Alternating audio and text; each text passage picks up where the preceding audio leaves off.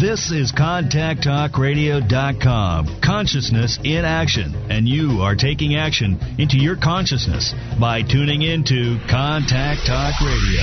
And on TuneIn.com, Hing.fm, and UpSnap Mobile. Contact Talk Radio.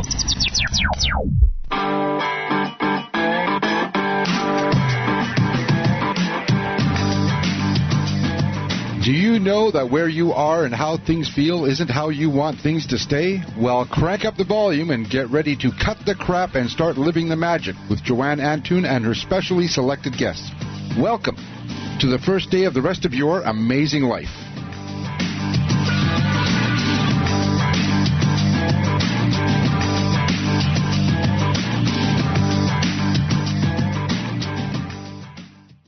Welcome to Cut the Crap and Start Living the Magic. I'm your host, Joanne Antoun, your transformational expert and creator of CTC, the Life Transforming Combined Therapy Cocktail. We did have a technical glitch, but it's all sorted now.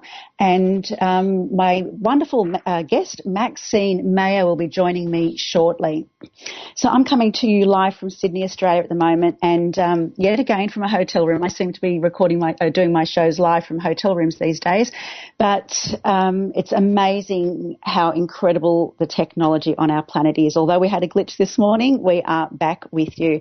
So shortly in today's show, I'll be speaking with Maxine Meilleur. Maxine is a woman in the know when it comes to spiritualism, mediumship, and afterlife research. She is currently a Master of Divinity candidate at Harvard Divinity School and the first working medium there since they expelled Fredrick Willis in 1857. Yep, you heard right, folks. Harvard University actually has a divinity school. Whoever would have thought? I certainly had no idea. Maxine is also the author of Great Moments of Modern Mediumship, a book that provides over 200 brief stories of the most amazing feats of the world's finest mediums.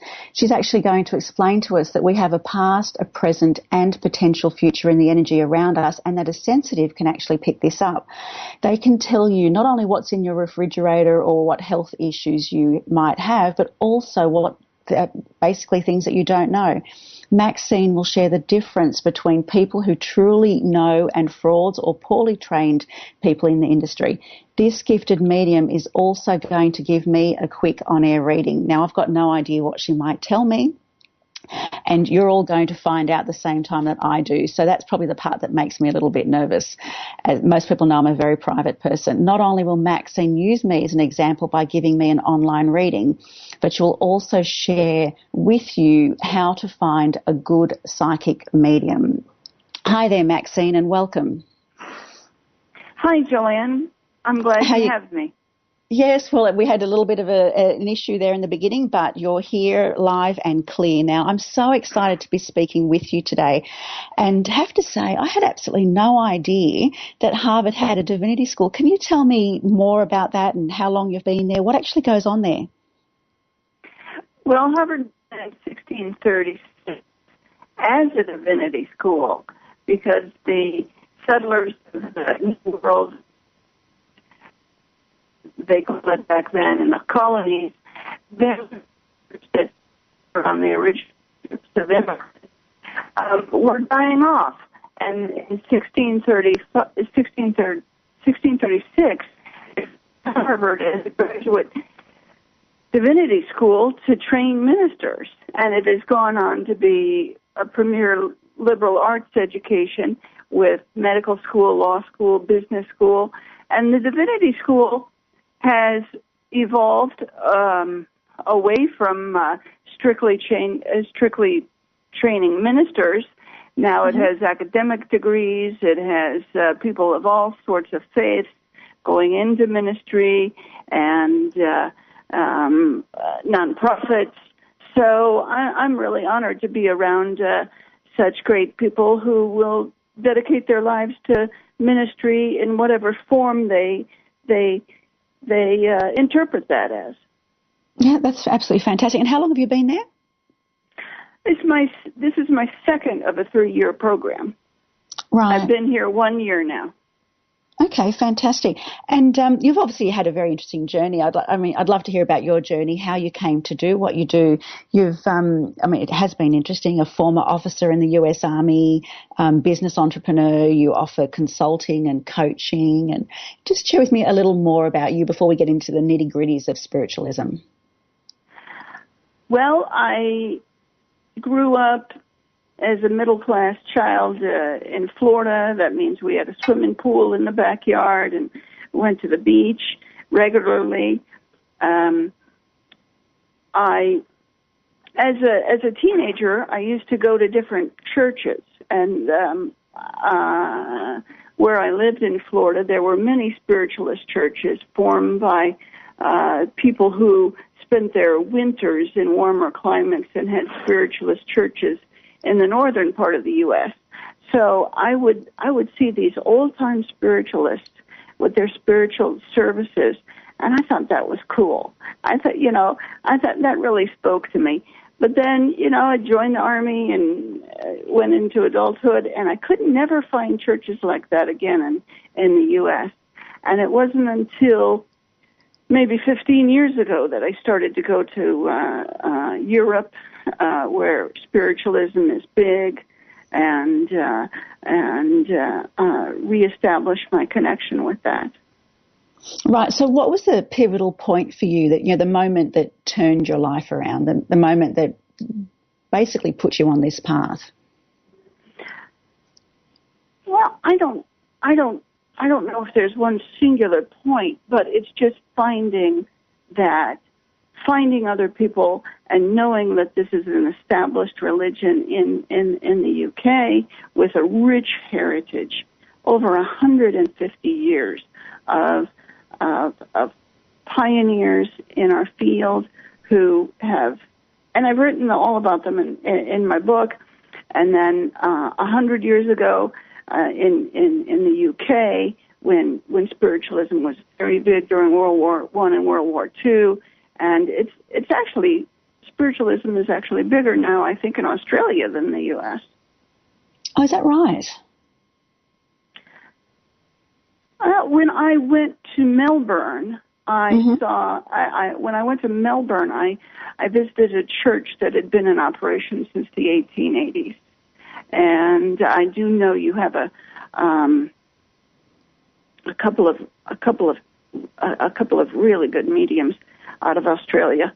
We do. Yeah. We do.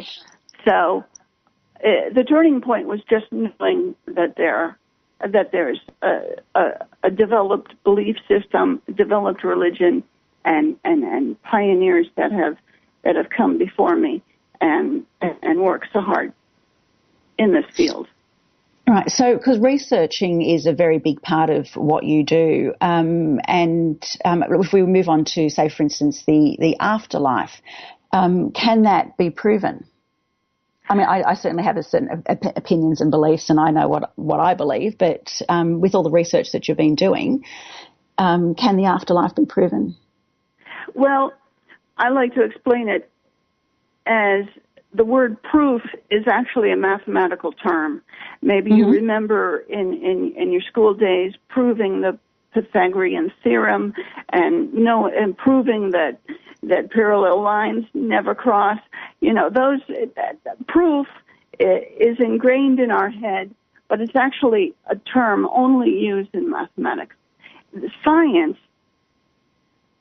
Scientists actually do not use the word proof. They use the word theory. Even the theory of gravity is just a theory until another theory comes along. Absolutely. Right now it's the most recognized theory, but until we find data or other evidence to disprove that, then it's only a theory.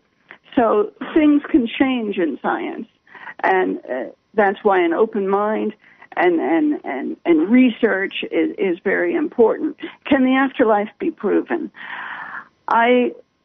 No, because of what I just said. However, the body of evidence is so great right now that it's widely accepted. I have not seen serious, consistent evidence otherwise. Right. So you mentioned, we all have our past, present, potential, future. Basically, everything is stored in our energy field, and that somebody that's quite sensitive can pick this up. Can you maybe share a little bit more about that with us? Sure. If you go from the premise that we're an eternal essence inside of a physical body, and the physical body will die and decompose, pass away, but our essence, our soul, spirit, whatever term you put on it, there's an element of ourselves that will survive the death of our bodies, and that element is an energy field. Okay, and that energy field. Yeah, some people call it an aura. I prefer energy field because people think of auras as color and and we just don't know. We want to expand our thinking. So within our energy field, or call it aura, are our thoughts, are our feelings, but it's not only what we're thinking at the present time, but it's a history of all we've ever done, and it's almost like a data bank, isn't it? It's a data bank, and if you believe in past lives, it's all as long as that energy field has been in existence. Okay, and the energy field also contains your present. Your present environment, your present thoughts, Now, and it also contains the potential future. And can we predict the future is a ball of wax question, but it can be answered, and it can be answered not in a shady way, but it can be answered through probability, through lines of probability based on the energy patterns that we've already set. So our energy field, that part of us that survives the death of our body, that is different than our physical body, different than our brain, has all of this in it. Yeah, I actually love that you use the term potential future, because I think that's what people need to understand. And I've also, said it often to students, if you feel the need to go and have readings and what have you, you have to understand that, whilst there are certain things in life that we might need to experience and, part of our contract, so to speak, we have free will and choice. So it is a potential future. And I really love the fact that you use that term. Yeah. And, within our energy field is what we have in our life. The clothes you're wearing. I can't see you, but a good sensitive should be able to say, from the sound of your voice, or from going into your energy field all the way to Australia, what you have at the particular moment, and your energy field also contains your wants. Yeah. We're human. We want something. And it also contains our fears. Now, someone who is a sensitive, but who is not highly, highly trained and highly, highly ethical, can go into somebody's, and I've seen it done before, and I could cry. Let me tell you this example. I was on the steps of a famous hotel in Lilydale, New York, and this woman was bounding up the steps, and she says, "Oh, so-and-so famous psychic medium just gave me a reading that I'm going to be marrying so-and-so," which is actually a very famous person in America. Okay. And because of libel laws, I don't want to tell who, but it's a rock star. Okay, it's literally a rock star. And this woman was his mistress for the last 10 years. And she said, "Oh yes, I'm going to get married, and he's going to divorce his wife," and da da da. And there was another woman on the hotel steps And we just looked at each other. And this poor woman, she had a fantasy about marrying somebody. And that's what was picked up. And it was right? in her energy field. It was Absolutely. in her energy field. And yet this famous psychic medium said, didn't know the difference between a want and an actual future. Okay? You know, our fantasies, our dreams, our hopes are very personal, and when a therapist or when a counselor hears or when a minister hears these things, you know, you're looking into somebody's soul, and they're telling you something very, very intimate. Okay, and it is in someone's energy field, and if a psychic came up to me and said, "Oh, Maxine, you're going to marry Tom Jones and win the lottery," and da da da, I said, "No, I'm not. No, I'm not. but I have a fantasy or whatever." You see, because that is all in our energy field. It is all in our energy field. Yeah. And I think that's the thing that people need to realize. You know, whatever it is a reader might tell you is simply that. It's just that they've tapped into your energy field, and like I said, they're picking up not on what's necessarily concrete. It may not necessarily happen in your life, but like you said, the wants. Now, do you think everybody can be a medium or a sensitive, is another term that you've used? Do you think everybody's capable of it? We're all souls. Okay, we've all got this. We're all energy fields. We're all energy fields walking around in bodies.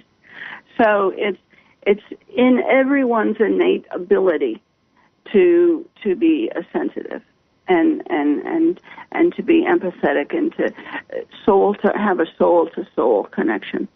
Okay, psychic abilities are universally available to anyone.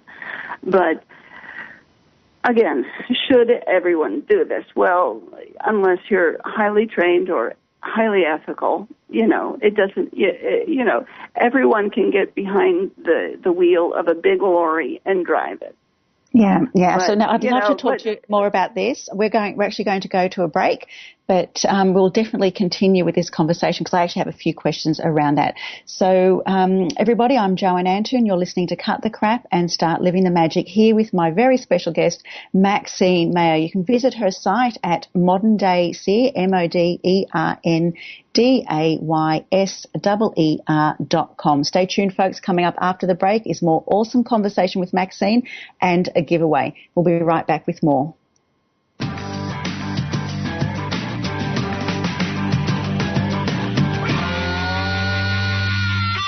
Joanne Antoun, transformational expert, founder and creator of CTC, the 2-hour life-transforming combined therapy cocktail, more fondly known as Cut the Crap, is coming to the USA. Become a CTC master therapist, transform your life and the lives of others. Join the team of transformation in 2016. Choose to live a life you love and love what you do. For more information and a scholarship opportunity, visit iittc.net.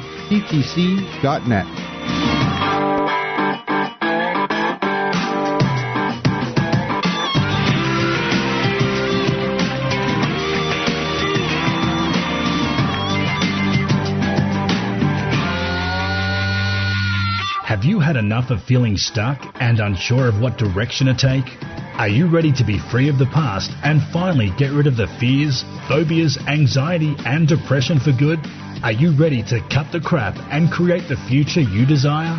In just one 2-hour session, CTC, the life-transforming combined therapy cocktail, can help you do just that. Set yourself free now. Visit iittc.net for more details.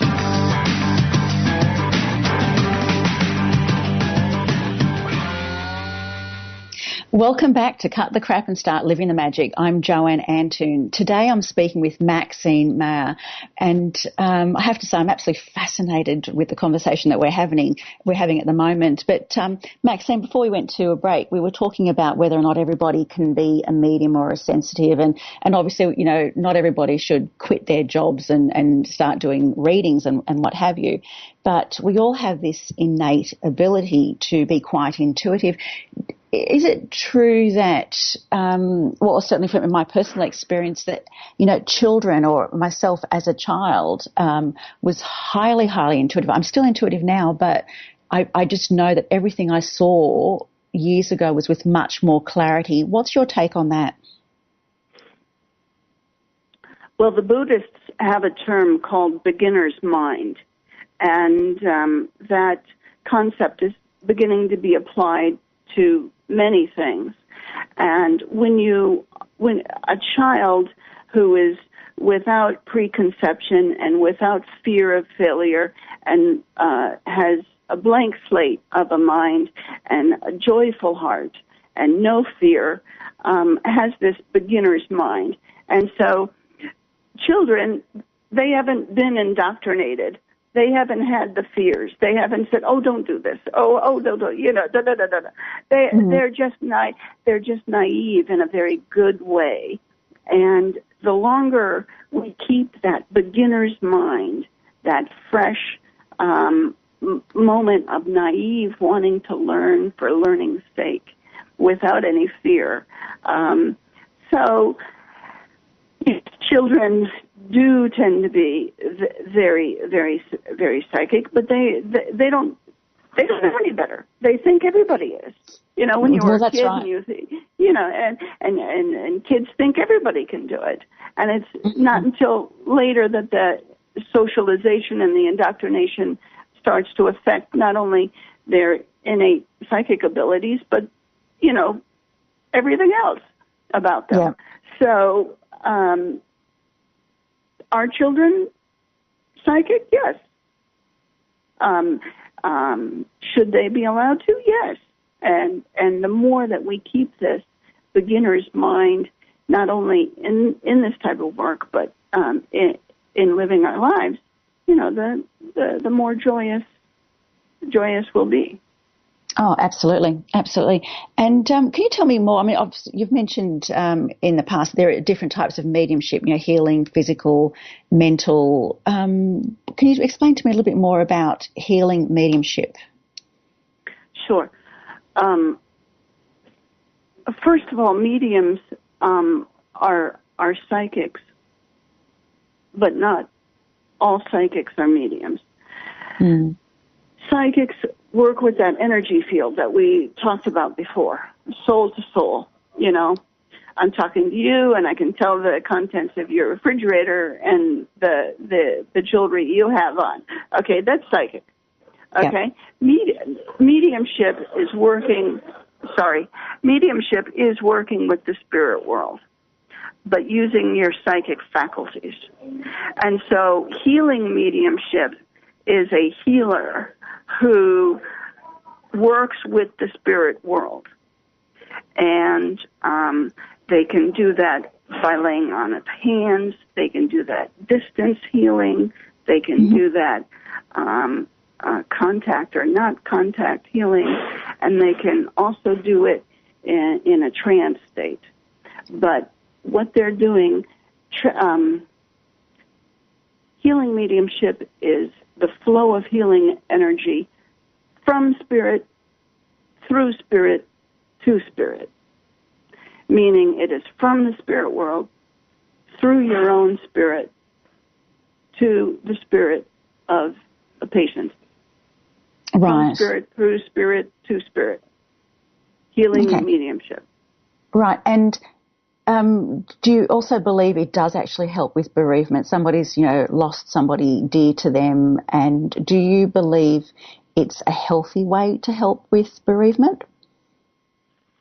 Oh, I'm very excited because in the UK they've started to do contemporary research on mediumship, which is fantastic. At the university level, very controlled studies, have these studies published in scholarly, academic, peer-reviewed journals. I mean, the benchmark of scientific research. And there was a study in 2013. Anybody gives me an email, I'll send them the study. And it they wanted to know that they had two groups. They had a bereavement counselor who they had a group of people who had passed away. They had a group of people who knew people who had recently died and who were in a state of bereavement. And they were going through bereavement counseling. This is with a traditional counselor? Yes. Is that right? Yeah, and okay. then they had another group who had lost somebody, and who not only had bereavement counseling but had the assistance of a medium.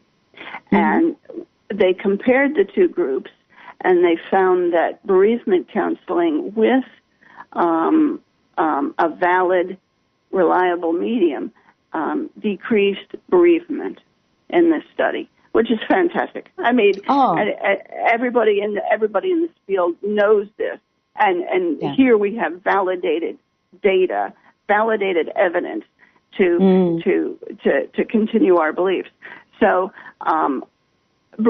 traditional bereavement counselors are great, and they're trained counselors, but skilled mediums who are trained through churches and who know what they're doing can also provide the comfort and the enlightenment and the hope that would decrease bereavement. Oh, totally. I mean, at the very least, it would bring that sense of peace and comfort and, and help you to move on so much more easily. I have absolutely no doubt there. Now, what about physical and mental mediumship? The difference between physical and mental mediumship is physical mediums produce phenomena that is seen, heard, touched, sensed by everybody in the room. It could be lights, it could be levitation of objects, it could be noises, it could be direct voice, and right. These are phenomena so actually making something physically everyone, happen in the room. Yes, everyone can experience it. A mental medium, like myself, like others, I'm the only one that experiences this dead person talking to me. Okay? It's in my head or it's through my consciousness.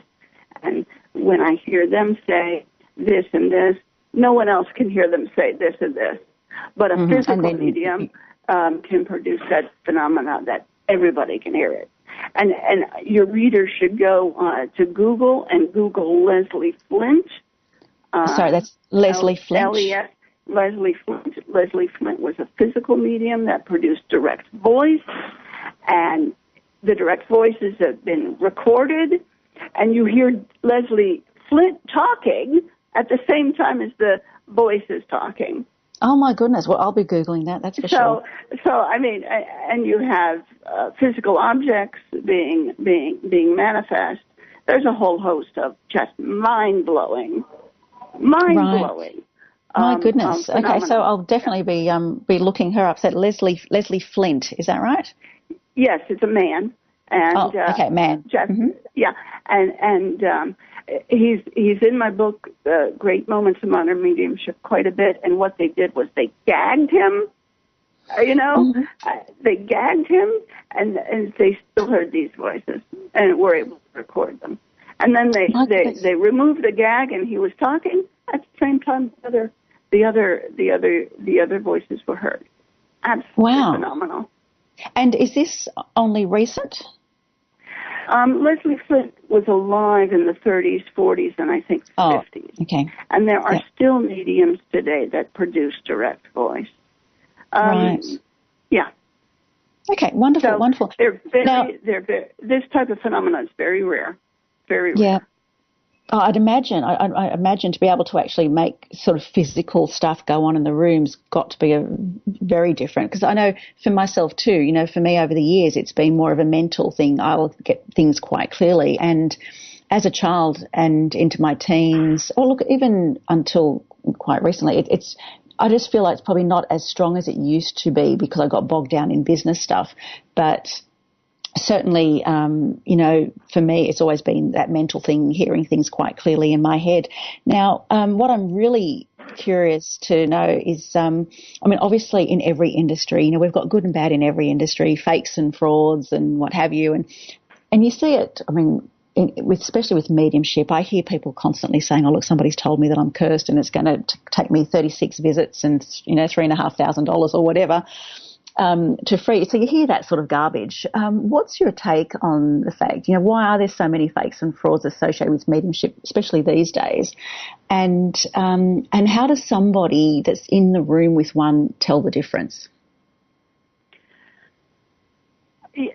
It's sad, and those of us in the community have got to speak up and say, look, this is the standard, and it is not just our standard, and it's not just my standard, Maxine's standard. It's the standard that's been going on for 100 years, and these are the benchmarks, and these are the tools you could use to tell a fraud from the real thing, or more importantly, the poorly trained, deluded, because there are people out there who are delusional and they think they're doing this, and they're good souls, but they're just poorly trained, and they're just, so how to find a good psychic medium? Well, I have a little presentation on that, and it's basically you have to develop a little sniff test. Sniff test, I like that. Does it pass the sniff test?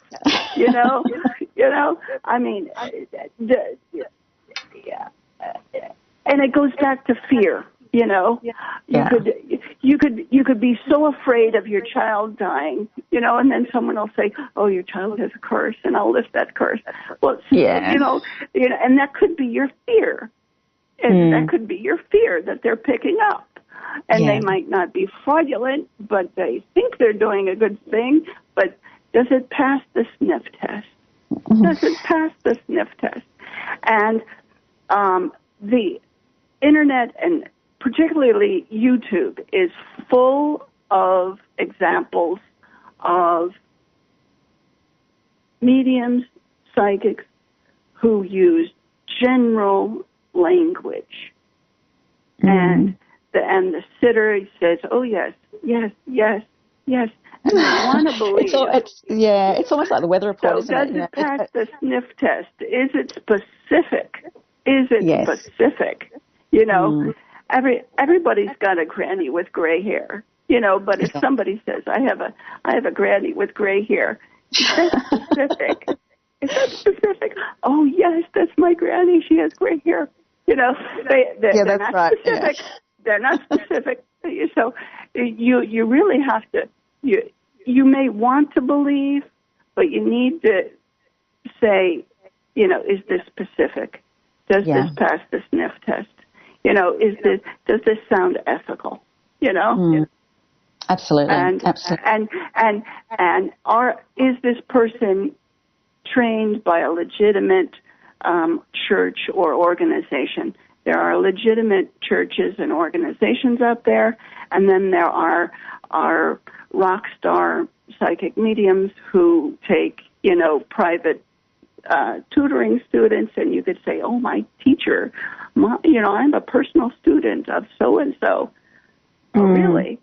You and 300 other people, how much individual training do you get? Oh, but I paid thousands of pounds. Currently that's going around, or I'm endorsed by psychic so-and-so, and see this picture on my website, he's got his arm around me, or she's got her arm around me. There are, does this pass the sniff test? Really? Absolutely. And the sniff test is so important, because people often go to readers because they're in search for something, again, outside of themselves. And everything I do is about teaching people that they have everything they need within them. But for those that feel the need to go to readers, I mean, you're looking for the answers outside of yourself, so you tend to go there living in some form of hope that they're going to tell you that life is going to be grand and everything's going to be fine. So it is really important that you walk into that space quite level-headed and, like I said, do the sniff test. I love that term, by the way. So, okay, let's just say I've done the sniff test with you and I'm feeling very confident, a little nervous about what you might tell the world. But tell me, what is it you pick up on me, with me, around me? Are you happy to share a little bit? Sure. Let's show our listeners how it works. Yeah. Earlier as I was talking to you and hearing your voice, actually, I was not cheating, but I was writing down some things that came to me. And another kind of sniff test is that you, the sitter, should not be giving forth any information. So I tell my sitters, you tell me, you say yes or no or I don't know. Okay? Mm-hmm. Yes, if the information I'm telling you fits.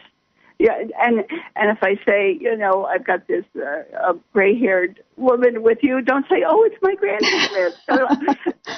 Just say yes, Okay. No, nothing more than yes or no. And if it's no, don't worry about it. I mean, there could be a lot of things that I can deal with if it's no.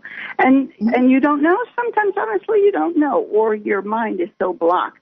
I don't know. And absolutely. That's okay but that's also one thing. Sometimes people don't know, and then you get a phone call a day later going, oh, my goodness, do you know what? It just clicked. So you are right. Sometimes in the moment we're a little bit blocked. But, okay, so yes, no, and I don't know. I'm yes, ready for it. Yes, no, and I don't know. Perfect. Okay. What I want to start talking to you about,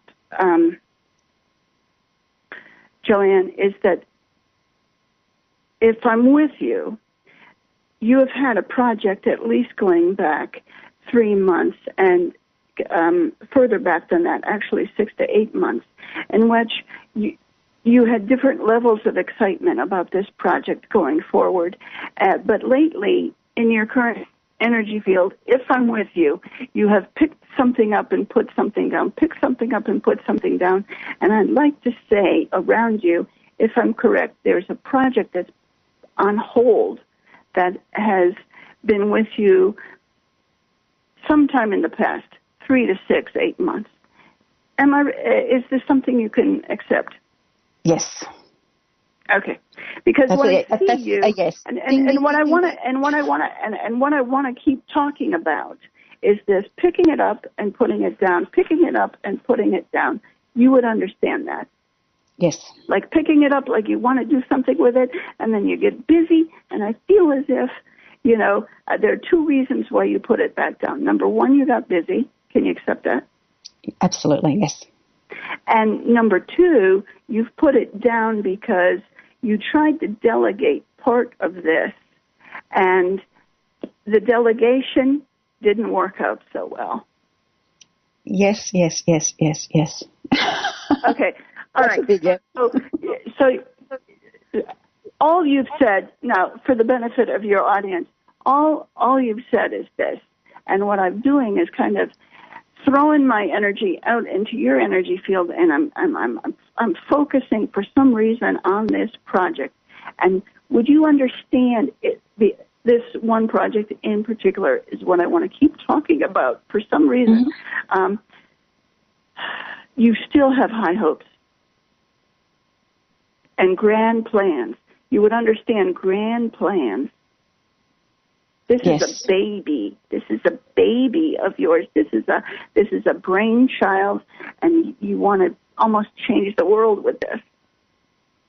But not change the world, like save the whales or something. But there's an emotional tie to this, and there's a stubbornness in a very good way. Is that a yes? Okay. Absolutely. Stickability. I want to talk about this project, and I want to talk about it, and we've talked about potential future. Its eventual success. There's the energy around you and those that are in the spirit world, that this project has great potential. And I don't mean exponentially growing, but it's rewarding for you. And it's going to be, it has the potential of being far more rewarding than you could ever see right now. So I want you to hang on to this project and to make it more, a good reader should also lay out a pathway for you where you don't have a pathway right now. Okay, so, and I hate it when they jump from subject to subject and you're like, well, wait a minute, how am I supposed to, bring this project to life? Go back and talk about that. I really want to tell you, Joanne, that you have to use the full force of your own personality on this, and you cannot delegate the face time and the pushing time of this. You have got to push. I don't see you pushing a lot forever, but it has to be your hands on it. Yeah. Okay? So as we move away from this project, I'm feeling very good about it.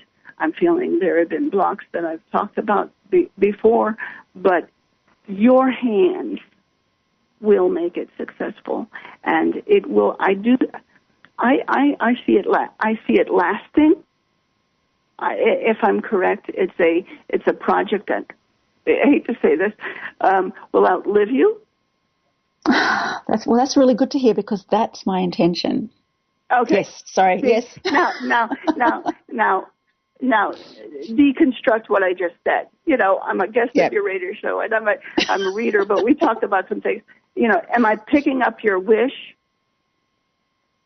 I don't think so. From what I've been trained and how I've been working with distinguishing wants and wishes, wants and needs and fears, I really do see that as I'm looking down the future probability line, this is where I saw it. Okay?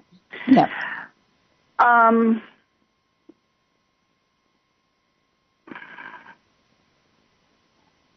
Put everything on, I don't know if I'm shifting away to another subject, but do you keep a diary or a journal? No. Wait a minute. One of the sniff tests one of the sniff tests is when a psychic or a medium asks so many questions, because what I see you doing is journaling or writing down. Okay, now I'm not fully trained, but to take questions out of my reading, so you don't answer that. But what I do is I see you perpetually writing things down, and it's a recording. Yes, it's a recording. Okay, and there was on another page here. Would you? This is kind of funny, but men do it. Do you? Oh, I don't want to ask the question. I see you writing down what you eat and what you do. No. Okay. But do you know what? Sorry, Maxine, we only actually have a few minutes left, and whilst I would love to pick your amazing mind and brain and what have you, because we have a few minutes left, I do want to share with our audience your website again, and you can find Maxine at Modern Day Seer. That's MODERNDAYSEER.com. And Maxine, what are your plans for the future? Before we finish off, what are your plans for the future? What's your key message to listeners? Well, my next year at this time, I'm going to have my own radio show, and I'd love to have you as a guest. I would love to. And I'm taking the ministerial skills, the non-spiritual ministerial skills that the Harvard Divinity School is teaching me, and I'm weaving that into my psychic spiritual work, mediumship work, and I'm going to have a radio show next year, and I'm going to graduate in 2017, and probably continue that, and that's my plan. That's my plan.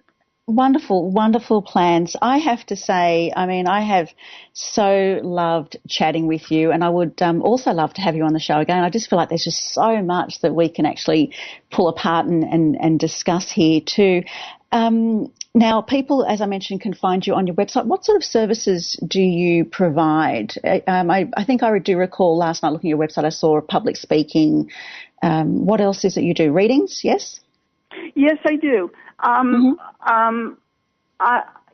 a full-time Harvard student. I just don't have time to do a lot to do a lot of things. I very selectively do readings, and I'm very selective just because of the lack of time. This weekend, I'm doing a workshop in a church in New York, and the subject of that workshop is called Everyday skills of sensitivity, and I'm exploring, when you're sitting next to somebody on a bus or a train or a plane and you start talking to them, they don't know you're a psychic, they don't know you're a medium, but you can have a chat with them, and you could leave them so uplifted.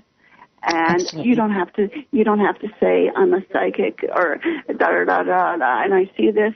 But how to do that, how to minister spiritually to people using our skills, but in a very indirect way. Fantastic. Now, Maxine, please stay on the line because I would love to have a chat with you. But we're finishing up for the day. So we're at the end of today's program, everybody. Thank you so much for joining me. Do join me again for my next show in a fortnight as I speak with the gorgeous David Solomon. This incredible man with an amazing heart is sure to inspire you to take the journey into your own heart. David has a wealth of knowledge and experience in business, but woke up one day and realized that his true purpose was to bring all that knowledge and live a life of flow and love, and to teach others how to do the same things successfully in business without sacrificing love and flow. Do join me. I guarantee you there will be at least a few ahas. To contact me directly or to listen to this program again, visit joanneantoun.com. That's JoanneAntoun.com.